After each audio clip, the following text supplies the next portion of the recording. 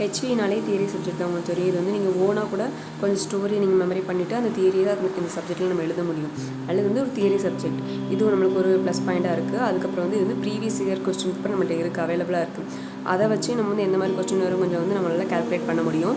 அதுக்கப்புறம் என்ன, இது வந்து ஒரு ஈஸி ப்ரிப்பரேஷன் கொஸ்டின் நம்ம சொல்கிறோம். ஏன்னா நான் முன்னாடி சொன்ன மாதிரி தான் வந்து நம்ம தியரி ஒரு ஸ்டோரியாக நம்ம வந்து மெமரி பண்ணிட்டு நம்ம வந்து ஈஸியாக எழுதிடலாம். அடுத்து நம்ம உள்ளே போகலாமா, இது இம்பார்ட்டன்ட் கொஸ்டின் எல்லாம் பார்க்கலாம். இம்பார்ட்டன்ட் கொஸ்டின் என்னென்னா, ஃபஸ்ட் யூனிட்டில் டெமோக்ரஸிக் வேல்யூ வந்து ரொம்ப ரொம்ப இம்பார்ட்டன்ட். இதில் வந்து சப்டாபிக் நிறைய இருக்குது. ஈக்குவாலிட்டி, லிபரட்டி, ஃபெரனிட்டி அந்த மாதிரி. இதில் இந்த 5 பேசிக்ஸாக கொஞ்சம் பார்த்து வச்சுக்கோங்க. அதுக்கப்புறம் வந்து ரொம்ப ரொம்ப முக்கியமானது வந்து இந்தியன் ஃப்ரீடம் வந்து ஃப்ரெஞ்ச் ரெவல்யூஷன் வந்து ரொம்ப இம்பார்ட்டண்டானது. அதனால் இதை நீங்கள் நல்லா பார்த்துக்கோங்க. இதோட ஃபுல் டாப்பிக்கு, அப்புறம் கீ ஃபீச்சர்ஸு, அப்ளிகேஷனு எல்லாம் முக்கியமாக பார்த்துக்கோங்க. அப்புறம் 3வது அமெரிக்கன் இண்டிபெண்டன்ஸ், அதுவும் லேசாக பேசிக்ஸ் பார்த்துக்கோங்க. அப்புறம் நான் வந்து எல்லா யூனிட்லையுமே நான் வந்து ப்ரிப்பேர் பண்ணி 3 கொஸ்டின் தான் கொடுத்துருக்கேன். கம்பல்சரி இந்த 3த்தையுமே படிங்க, அப்போ தான் நல்லா ஈஸியாக பாஸ் ஆக முடியும். அப்புறம் 2வது யூனிட்ல வந்து ரொம்ப இம்பார்ட்டண்டானது வந்து செக்குலர் வேல்யூஸ், அதுக்கப்புறம் அஸ்பெக்ட் ஆல் ஃபெய்த், அதை பார்த்துக்கோங்க. செக்குலர் வேல்யூஸ் வந்து கொஞ்சம் இம்பார்ட்டன்ட், அதை நல்லாவே பார்த்துக்கோங்க. அதுக்கப்புறம் வந்து dissociation of the state of religions, இதுவும் கொஞ்சம் நிறையவே இம்பார்ட்டன்ட். இதையும் கொஞ்சம் நல்லா பார்த்துக்கோங்க, ரொம்ப இம்பார்ட்டன்ட், நல்லா படித்து வச்சுக்கோங்க. அதுக்கப்புறம் 3வது கொஸ்டின் வந்து கொஞ்சம் பேசிக்ஸ் எல்லாமே பார்த்து வச்சுக்கோங்க, ஓகேவா?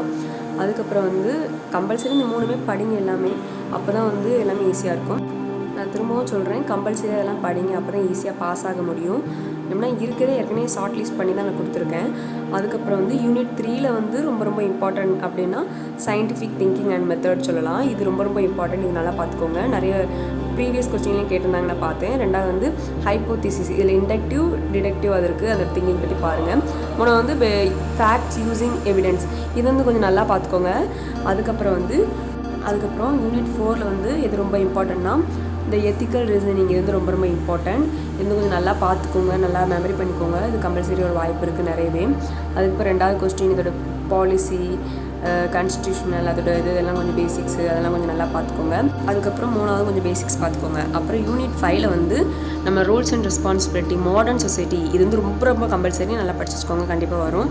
அதுக்கப்புறம் வந்து இந்த சொசைட்டி ஆஃப் பெட்டர்மெண்ட், அப்புறம் அன்ஃபேர், ரெண்டுமே வந்து சேம் தான். சயின்டிஃபிக் இன்னோவேஷனில் உள்ள பெட்டர்மெண்ட், அன்ஃபேர் கேட்டாங்க, ரெண்டுமே ஒரே கொஸ்டின் மாதிரி தான்.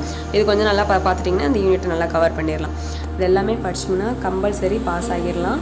ஈஸியான ஒரு சப்ஜெக்ட் இது வந்து ஒரு தியரி சப்ஜெக்ட், அதனால் வந்து படிக்க ரொம்ப ரொம்ப ஈஸி, அதனால் நல்லா படிங்க. ப்ரீவியஸ் இயர் கொஸ்டின் பேப்பரை வந்து நம்ம வந்து டாக்குமெண்ட்டாக போன வீடியோவில் நம்ம வந்து அப்லோட் பண்ணியிருக்கோம், வேணால் அதையும் பார்த்துக்கோங்க, கொஞ்சம் செக் பண்ணிக்கோங்க. நான் எல்லா யூனிட்லேயுமே 3 கொஸ்டின் தான் கொடுத்துருக்கேன். இது கம்பல்சரி படிங்க, கண்டிப்பாக வரும், ஈஸியாக வந்து பாஸ் ஆக முடியும்.